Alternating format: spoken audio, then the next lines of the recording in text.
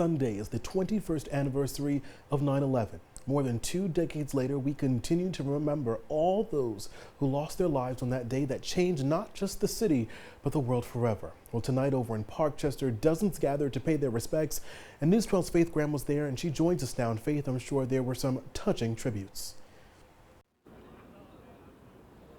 Well, Phil, no matter how much time has passed, the emotion that 9/11 evokes in our community is powerful. And tonight there was a bell ringing ceremony right here on the corner of Unionport Road and Starling Avenue.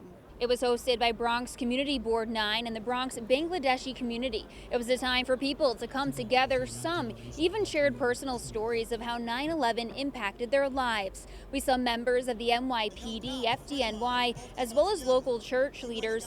Also here were several elected officials. The message today was to never forget and to build each other up. Speakers also reinforced the importance of supporting our neighbors in the Muslim community who experienced xenophobia in the years following the attacks. To close the ceremony, they rang a bell to remember all those who did not return home that day.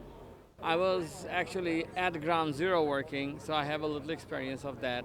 It's a tragic thing, and I believe everybody, even the youngsters, they should know about it. And this is something that we're continuously doing in this community to make sure that folks know that there's always a helping hand, there's always a shoulder to lean on, that everyone around you is still also thinking about that day. But I think it's a solemn moment, and it's also a moment of unity, of solidarity to come together and remember the lives of those we lost. Everyday Americans, everyday New Yorkers. Another underlying message of today's ceremony was that New Yorkers need to continue to work together to keep everyone safe, especially in the wake of all the violence the city has been seeing. In Parkchester, Faith Graham, News 12.